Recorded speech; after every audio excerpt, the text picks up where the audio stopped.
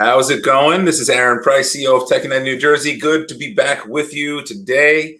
Joining me is Mark Nelson, the CEO of Foodie Box Love, as we talk about all things AI, CPG, and otherwise. Mark, thank you for joining us. Thanks for having me, Aaron. First of all, what is Foodie Box Love? So Foodie Box Love is an e-commerce brand. It's a new brand. We started about a year ago. We are a gifting platform. It's focused on artisan food products. And so we have basically a gift subscription box for artisan brands that you wouldn't necessarily find in your local grocery store. So we have various clubs. So you could subscribe and send a gift to your brother who loves barbecue. Your kids like hot sauce. So we have a hot and spicy. You have a foodie in your family that likes olive oils, and we have a drizzle and drip box. And we have various categories for all food flavors for foodies. And our premise is around surprise and delight. So each month you're going to get a new set of artisan products that you wouldn't necessarily find locally, and just try new flavor profiles. Awesome. And you are based in New Jersey, is that right? That's right. We have warehouses in Ohio, but we're based in New Jersey. That's great. And so you, before this, were working on something maybe a little bit less sexy of an industry. For founding, you were the founder of Perishable Shipping Solutions. Tell us a little bit about that, and in particular, how you ended up working with Mr. Beast. Yeah, it's an interesting story. Perishable Shipping Solutions was my last company, and I have a very eclectic background. I've done enterprise software. I'm actually a CPA. I've been involved in technology, and back in 2017, I ended up pivoting with some of my partners, and it's a bit of a story, but we ended up creating an e-commerce order fulfillment business. That's the fulfillment is, packing the box. We had warehouses across the country. We're packing boxes, handing it off to FedEx and UPS. And our core niche was shipping frozen foods. So things like ice creams and steaks and seafood and baby food and pet food. And our niche, our service, our superpower was keeping frozen things in a FedEx truck with dry ice or ice packs. And so we always joked around that, keeping ice cream frozen, 6 pints of ice cream frozen, shipping it in a FedEx truck to Texas in August and keeping it frozen on the doorstep is a really hard thing to do. It's really hard to keep the gelato frozen. And so one of the other things that we also shipped that has perishable is chocolates. And so chocolates melt. And so we have the same perishable issues. You don't use dry ice, you use ice packs. And so in creating that business, we focused, we weren't the only ones in the market that were shipping things. Our niche was doing frozen and perishables that are hard to do. And we focused really heavily on customer service. And it's a story, and I can share it with your audience. But we ended up meeting Mr. Beast's team as they were looking to launch the Feastables brand. This is a couple of years back. It's chocolate bars. It was one of the largest launches, and our team had gotten really good with shipping perishable foods, and we worked with a number of brands that were on Shark Tank, and we had a kind of a new product launch capability. And so Mr. Beast's team found us, but it really all comes back to great customer service and how we did that. Huge launch. That's very cool. This has nothing to do with the rest of our conversation, but I'm just super curious. When do you use dry ice and when do you use frozen ice packs? I think is what you said, the official word. Yeah. It's kind of interesting. So if you want something to stay frozen, you're going to use dry ice. If you want something to stay kind of refrigerated, you're going to use ice packs. And so which is less expensive. Yeah. So they're both expensive. They're both hard to do, and you have to have eco-friendly liners, or styrofoam is the old way to do it. Nobody wants to get a styrofoam package to keep something cold. Yeah, but dry ice basically creates like a -100 environment. Dry ice is always really cold, and so ice cream goes in dry ice. Chocolate bars, or refrigerated products like cheese go in with ice packs. And you had an exit in 2021 to Lineage Logistics, and I think we're going to talk about some of the lessons there and some other things today. And with this topic, that the idea of pattern recognition around how to pivot, what to learn from a pivot, and when is a pivot the right move, and when is it turbulence and just kind of bumping around in the wrong direction, perhaps. And so I want to lean into this idea of pattern recognition as an entrepreneurial skill. You and I have both been entrepreneurs for a long, long time. What are some of the things that, like how did, with the Mr. B strategy, and you talked about customer service, like how did that solving this hard problem become the customer acquisition strategy? Yeah, so it's kind of interesting. Customer acquisition is the key, right? Young businesses, we got to prove our value and find that product market fit. And I kind of always think that a young business, a resource control, any business really, you have what I call your superpowers of your business. What are you going to lean into? And perishable shipping solutions, we leaned into customer service. It's not a sexy business being in the warehouse space. It's not glitz and AI. And so we leaned heavily into customer service and solving this really hard problem. Keeping gelato frozen in Florida in August is hard. And so it's expensive as well. And so we leaned in really hard on how to do that and became kind of the go-to guys. At Foodie Box Love, we're shipping typically, barbecue sauces and hot sauces and pastas. It's much easier to do. And we lean into, in that business, surprise and delight. Everything about our brand is about surprising and delighting and providing, again, good customer service. I just think great customer service, like, if you think of like Chewy, if anybody's got pets at home, Chewy's legendary, if your pet dies, they send you something in the mail, they just have wonderful customer service. So I really lean in heavily.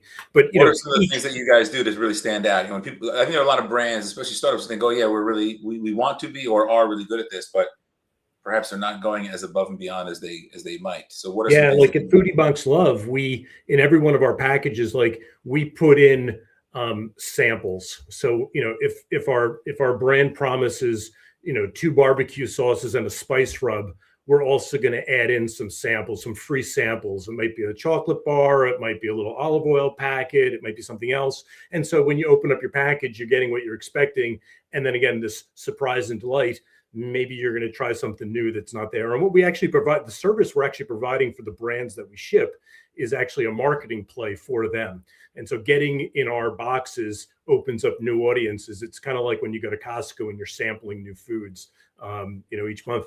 But, going back to the Mr. Beast example, I think it's customer service can be so often overlooked. And we got hot and kind of cool. We ended up in the e-commerce fulfillment business. You have limited resources of how many products and brands you can store in your warehouse. And so as your business grows, you're always looking to optimize to have the right mix, the right profitable mix of clients. And so we had a lot of demand, especially during the pandemic, with young brands were trying to get into our warehouses to get our services, but we were limited. We could only pick, the right brands that we wanted to work with. And so we came across this chocolate brand, and they just were trying to dip their toes in the water of e-commerce. They didn't have a lot of shipping volume, and not a lot of volume is not a great client for us. It's not very profitable. And so, part of our sales process was what I call counseling them out. We're going to, basically we're saying your business isn't valuable to us. We don't want you as a client. That's not a great message.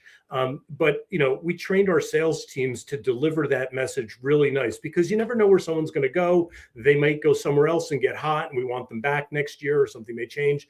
And so we counseled them out in a really nice way. And we kind of, said it's us, not them, in some nice ways. And so, the Mr. B story comes from, we're talking to this chocolate co-manufacturer. We told him basically, sorry, we don't want your business, but we did it really nicely.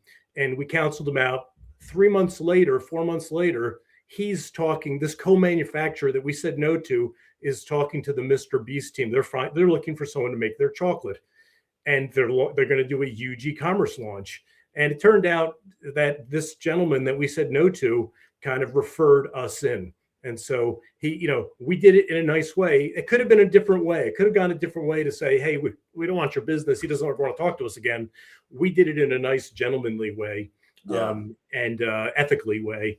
And that led to one of our largest launches and clients. That's awesome. It's interesting how being respectful and professional, even if it's not a message someone wants to hear, can go a very, very long way. It's exactly, to me, I come back to just, doing business in an ethical way, Yeah. and building relationships. It sounds so simple, but in a young resource constrained organization, those things count. Yeah. I totally agree with you. You you've been in some businesses that didn't work out.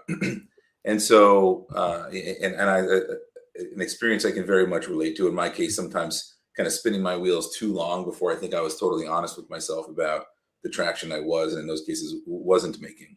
What did you see day to day that told you something was off, and what would you look for moving forward in a business, um, to make sure that you're committed to the right thing and making the right decisions? This is where we come back to this idea of what I think of pattern recognition. Venture capitalists are always looking for pattern recognition. They see all the attributes, whether it's a great founding team, solving a hard problem. They're looking for all the elements that line up to what they think is going to be success. And it can be a lot of different things that drive that. But I think now looking back in my career, with two strong exits of companies that scaled really rapidly and then others that didn't, I have kind of a little bit of the hindsight to kind of look back and kind of see those things. And I do a fair amount of mentoring now, in my third chapter, and a couple of things that I do. And I kind of always talk to people about this idea of this pattern recognition of seeing what's working.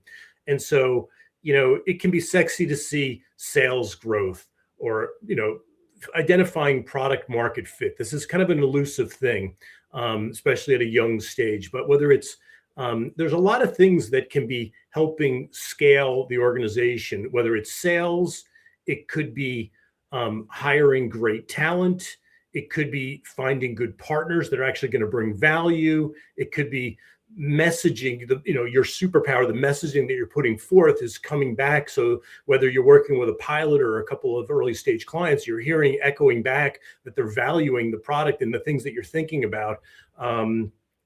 So that, or even investment interest, are you hearing from the investors, you're too, they have nice ways of saying they're not interested, but you kind of have to read between the lines. And there's this idea that, nobody tells you your baby's ugly. You went and started a business, you have tons of enthusiasm, you just believe, you have to believe, and you keep pivoting. But I kind of come back to the the old analogy. We can all picture it. And Aaron, I know you've done this in your startups as well. Starting up is hard. It's like pushing this boulder up this hill. All right. And you're pushing. And sometimes, it slips and it rolls back over your head and you get crushed. Right. And that's when you pivot and you keep pushing. And entrepreneurs will keep pushing the boulder uphill. And it should get to plateaus at some point. And you should be able to step back and say, are you making momentum? And you have to kind of look across and say, are we getting anywhere? And when's the time to just kind of call it quits? And the story that I always tell that kind of comes back to one of the businesses that I really thought it was going to go. We got into an incubator out in California. We were bringing customers on, and we were growing our revenue. We weren't able to raise capital. This was a government tech business, very, very difficult space, and we had a hard time attracting capital, venture capital in the gov tech space. It wasn't super proven at this time. This is going back about 10 years ago. We're bringing customers on. We got the business to about break even, which is a really great milestone. But our tech stack in the data centers that we were outsourcing to were requiring us to change our tech stack, and we were to have to make a big investment. And so my partners and I were looking at it going, okay, we kind of got it to break even.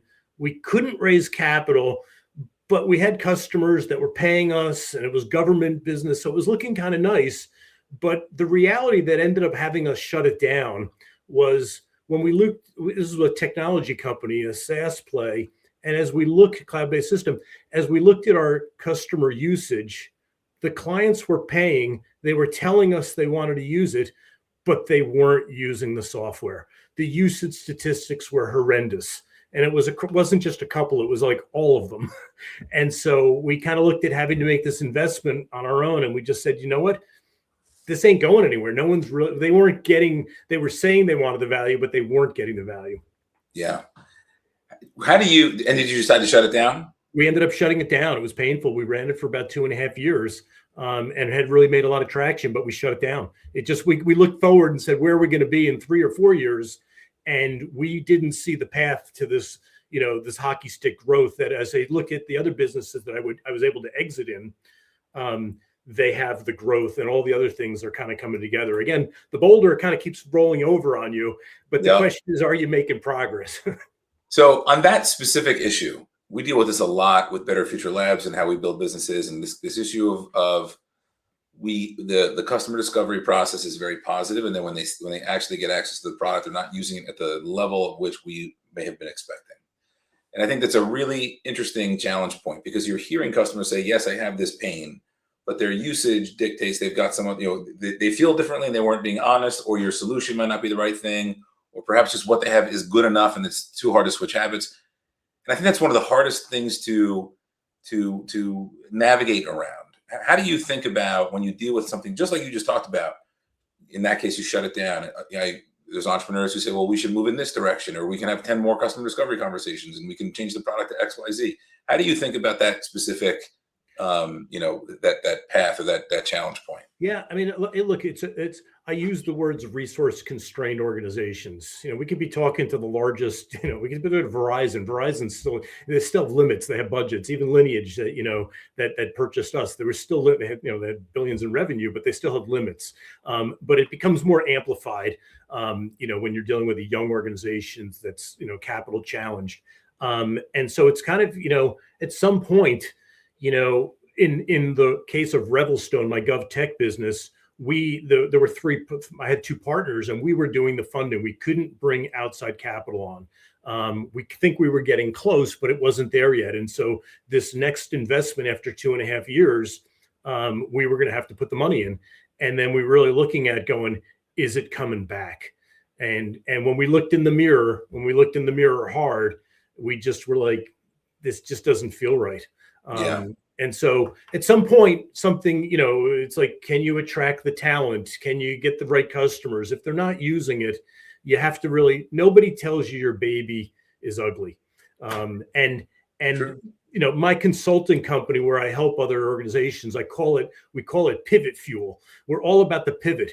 And, I'm not trying to tell people like they should just shut their businesses down. And I could go into different stories. We're not going to do that today, but, of successful pivots that we're going to change, and we tweak something and it creates the unlock. But sometimes that's not always there. Let's talk about the CPG side of your life. That's a particularly challenging industry. Obviously, you have some background there, successful background there. But what did you see in that space that made you think, I want to go after this? And I'm curious how AI now is part of your business process and how it helps you with Foodie Box Love. Yeah. So, if you look at my career path, and we're not going to do that today, but every one of the businesses that I've started, I have one, I kind of was thinking, it's again, back to the pivot, like a basketball player. One foot is grounded and, playing basketball, one foot's there, the other foot is pivoting around. And for me, I think, a common theme of most entrepreneurs is they're inquisitive. They want to learn. They believe, I'm a marathon runner too. I'm not afraid of a long, hard challenge of spending 5 months trying to learn, go run that. And I think, starting a startup is the same thing. It's a marathon. It's not a sprint. And so this idea of one foot really grounded in what and another foot that's I'm learning something new. And so in starting Foodie Box Love, my partner and I, we knew how to do fulfillment. We knew how to run a warehouse. We knew how to acquire boxes. We knew how to do branding on boxes. We knew how to do, advertising and so on. And so we had a lot of grounded things, but we had never really built a brand. And by the way, we knew food and we knew how to curate food. My partner is a third generation butcher. He's been in the food industry, and he's got a really good handle on what flavors are hot, and just picking out the right products that are going to just delight people as to what's like when you open this box and go, oh my God, can't wait to try this. Can't wait to make dinner, with this cool flavor. So we kind of knew that, but we hadn't managed the Meta and the Google ad business. And so that's to me the allure of the business of trying to figure that out. And so, that's the challenge, you're creating something new, and you got to go after it. And, but we kind of were grounded in a lot of the things that we knew. Is search your primary acquisition channel? So that's what we're, it's a challenge today. And I didn't talk about how we're using AI in this business. So I'll do that in a second. But, search is wonderful. It's kind of like crack. And, during the holidays, this business, Foodie Box Love being in a gifting platform, it's got cyclicality to it, so it's wonderfully great in the holidays. It slows down. February is a slow month, August or slow month when people are vacationing. Memorial Day, Mother's Day, Valentine's Day, all the holidays, and there's always birthdays, there's always employee appreciation gifts, there's gifting that's going on, but it goes up and down.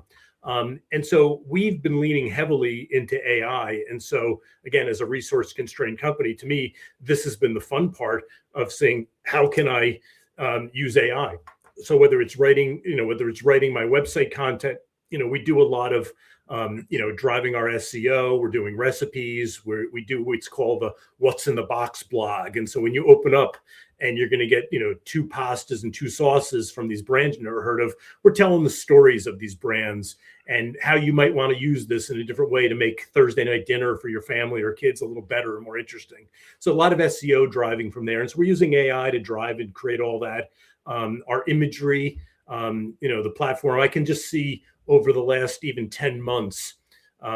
I took a nice vacation over the holidays. When I came back, the platform that was generating the images was better. I gauge how long I spend trying to create one image. Did I have to prompt it 2 times? Did I get it once on the first shot? Do I have to play with it for 10 tries? And so, we're using it for our marketing, our content generation. I haven't turned it over to let it generate our ad yet. I've got a firm kind of doing that. But that's kind of another play that we may get into. And we're still trying to figure out that's what we haven't turned it over to AI yet, because we're still trying to really hone our market message and what's really going to unlock the business. But we're still trying to work on partners and other organic search, our email lists. You can't rely on search and crack. This business doesn't scale. That's not going to be a successful venture. It's got to get some organic things to itself. What's your model of choice for product images? I'm sorry? What's your AI model of choice for product imagery? So I've leaned into ChatGPT. I haven't played with Claude yet. I play with Google. I've been finding, Google's Nano Banana and ChatGPT both pretty similar. I haven't seen any major differences yet. And I think that's just kind of what we've been doing. But ChatGPT has been working pretty well for us so far. That's good to hear. I would say I'm a Claude convert. Justin on my team has been advocating hard, and I for a lot of tasks, I think he's right. I think it's worth a look if you haven't spent much time with it. Are you using it for process and agentic and code, or are you doing for imagery as well? All the above. Imagery, personally, I actually like Gemini. I think Nano Banana, in my experience, has beaten ChatGPT. So typically imagery, I'll go Gemini, but for quality research, I've now built prototypes for us from zero, which is not a skill set I have. In some cases, working product. I think the research is a little stronger. I really like ChatGPT. It's a close second, but I think Claude has, and if I'm on a PC, so I'm not yet able to use Claude Cowork, but there's a huge unlock in the Claude Cowork world that it might, in all my life, get me to become a Mac user. Well, one of the next things we're going to do is, again, we kind of still enjoy from the learning perspective of dealing with our own customer service. Eventually, as we scale, the business hasn't really achieved scale velocity that we can't handle it yet, but we will deploy, agents to handle all that at some point as well. But in the earliest stage, we learn so much by interacting with customers and just trying to delight them and give them wonderful feedback or get that feedback firsthand. Yeah, it makes a lot of sense. And you can use AI to make a lot of processes. You can still do some manual, you can still do things, you can automate some of these things, but the ability to have, I agree with you, in these resource constrained environments, you can add a lot of resources with AI. I think I'd agree with what it sounds like you're saying, which is I think the human in the loop, as the term goes, is still a very important piece to the customer service experience. And I think, again, I haven't figured out how to do this yet, and I think we will. And maybe we're still in the earliest stages how to insert a human back into the review processor. I'm sure that can be done. because the learning is really what's there. Right? As a young resource constrained business, I'm still trying to, we haven't scaled. I don't know that we have pure product market fit. I can see, actually, it's interesting. Where we've been learning the most in this business is we provide. So, you're sending somebody a Christmas gift, a birthday gift, a Valentine's Day gift, whatever that may be. Our software, our application allows someone to write a gift message, and it's digital. And so we've been learning why people and do the value propositions show up in the gift messaging.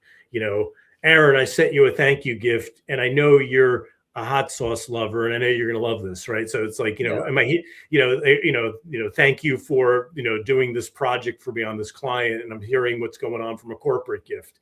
And so we're using the intelligence, if you will, from the messaging of the gifts to kind of listen back, because in this e-commerce world, there's not, it's not like I did an enterprise sale, which is a lot of my background, where I can understand, and I went through, 2, 3, 4, 5 weeks, 2 months of a sales cycle to really understand that value proposition.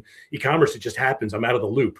But through the gift message, we find it really valuable to learn, and we're looking for the signals as to why someone's buying this gift, because there's a lot of competition. Yeah, makes total sense. Well, if you're not already using tools like N8N or make.com, you could set up some of these automations, and the triggers could be don't advance until the human does something. So I don't know if you've looked at some of those, but worth you and anyone watching this checking out. I'm a big fan of those tools. We use them day to day. I know you're a mentor in our Uplift mentorship program. I think your mentee had a conflict, so I think you're an open mentor at the moment. If anyone's interested in working with Mark, let us know, and we really appreciate your involvement there. What would be like your top 3 pieces of advice to new business owners? Let's say three things. Okay.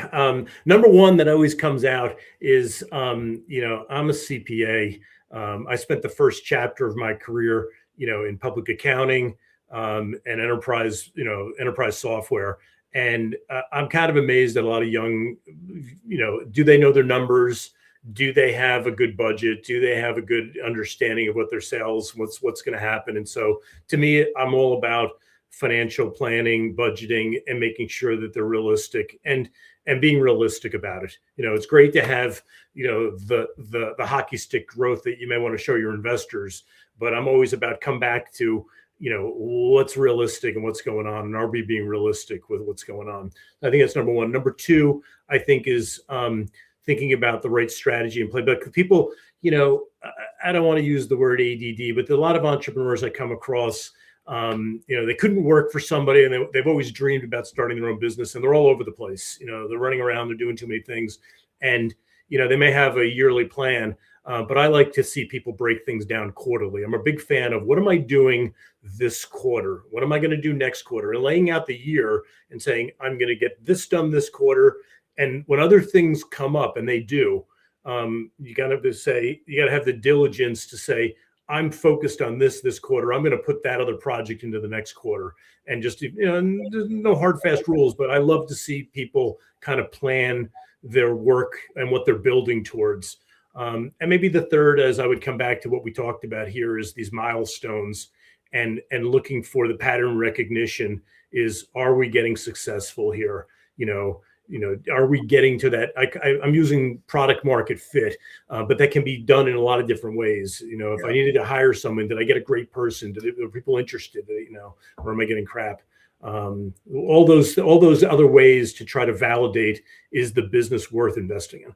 Yeah, love it. That makes a lot of sense. Well, thank you so much for being part of the Uplift program. Hopefully, we'll get a mentee with you soon. I think there's a great opportunity. Mark's been around the block a few times. I think he's got a lot to share. For those interested, you can sign up for the program at techunited.co/mentorship. Mark, I really appreciate all the time you spent with us today. I talked about us going sort of 15 to 30 minutes. We're coming up on the 30-minute mark, which I think is exemplary of all the nuggets of wisdom that you were able to share with us today. So thanks for everything you do and being part of the Tech United community. I really appreciate it. Aaron, thank you. I appreciate being in attendance today. I've been following Tech United for a lot of years, and it's great to be part of it. Likewise, and if we can help promote, Foodie Box Love to the community as a follow-up here, we're happy to do so. We'd love to do so. We typically end on the high five marks on the count of 3. Give me the high five. 1, 2, 3. Boom. We'll see you soon.